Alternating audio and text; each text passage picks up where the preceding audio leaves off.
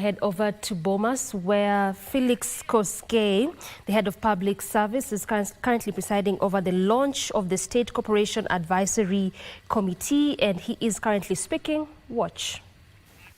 Having discussions that can easily be an impediment to the implementation of this transformative document.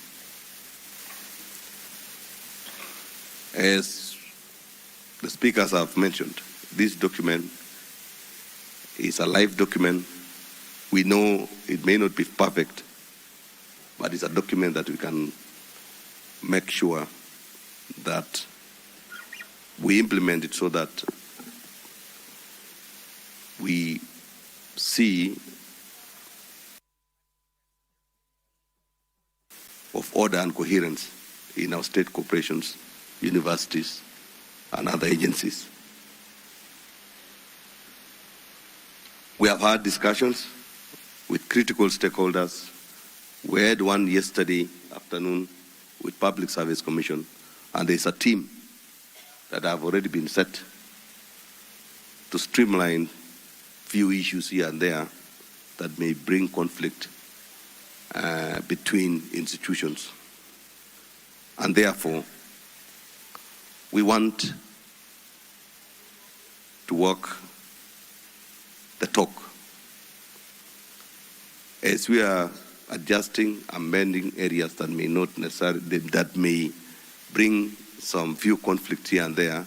We want also to see an implementation in areas that are not having any conflict. So the document that you're officially receiving today is a document that supersedes all those other documents that have been flying around since 2004.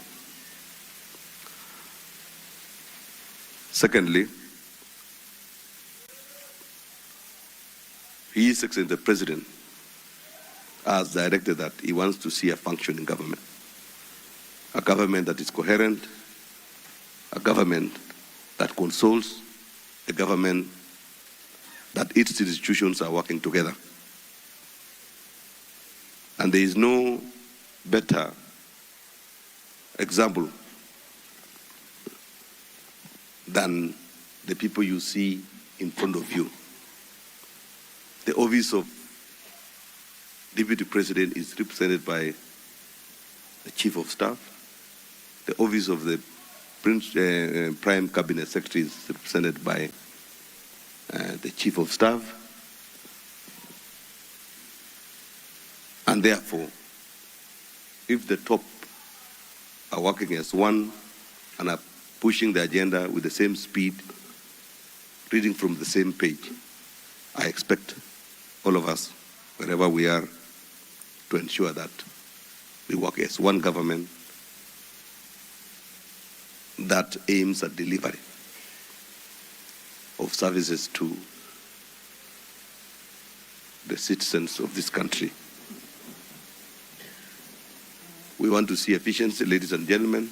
We want to see effectiveness. We want to see prudence. We want to see accountability.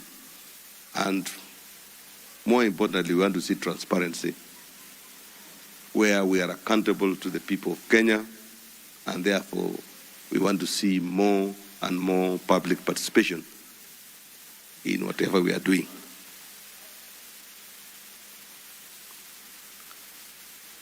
Third is the issue of wastage, the issues of misappropriation of funds, the issues of corruption. Ladies and gentlemen who are in this hall, please, as you go back home, pass the message that there is zero tolerance to corruption in this government. And by extension, you have to make sure that public funds don't end up in people's pockets, don't enrich the few, while the general population are suffering. It has to stop. So let us stop issues discretion. Let us stop the issues of monopolizing decision making. and let us embrace accountability, and let us be men and women who are ready to account for every cent that is spent in your institution.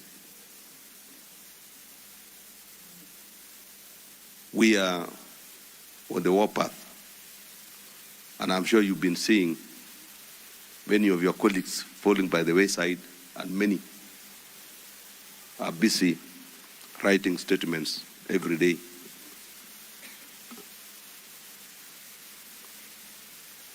The auditor's report is not a report to be kept in the shelf anymore.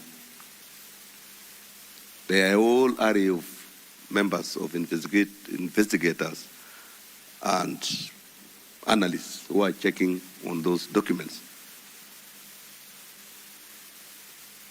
And action will be taken on any infraction or intentional misuse of public funds.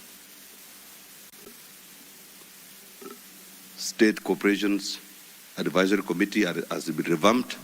It's active.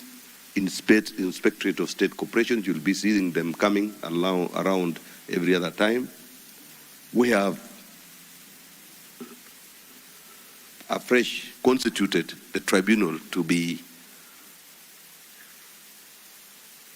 hearing appeals from members of staff from state corporations and the entire public sector on the surcharges that you'll be seeing coming very soon. We are not going to leave anybody. If you of us, if there is loss of money in your institution, in any way, you have to pay. If you have any issue, if you have an appeal, a tribunal has been set for you to do it, because we are going to go flat out. We are not going to accept this administration to be tainted and to be brought down by us who have been given the privilege to serve the people of Kenya. So whenever you see SCAC, whenever you see the team led by Waroi here, Inspector General, please cooperate with them, because we want to run a clean, efficient government, a functioning government, and we are not going to allow even a shilling to get lost. We want Wanjiku and Akinyi and whoever and Halima to get their fair share of development. So take that one very seriously, because we are on the move, we are on course, and if your neighbor where you are sitting is not busy writing statements, perhaps the accounts have been frozen quietly.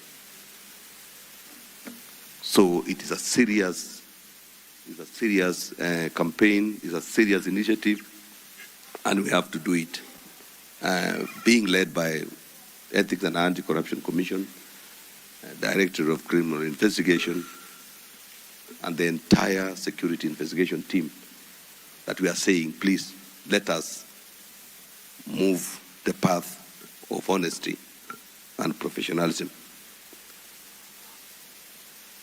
To add on that, ladies and gentlemen, we have seen and we have come across non-compliance on directives issued from time to time, either circulars or executive directions.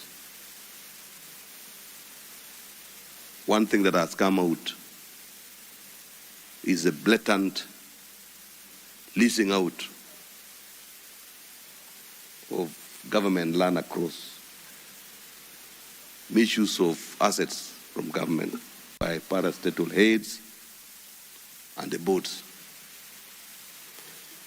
against circular after circular. So I want to encourage you, ladies and gentlemen, that those circulars are not pieces of paper. Please adhere to each and every circular. And if a circular has not been superseded by any other circular, that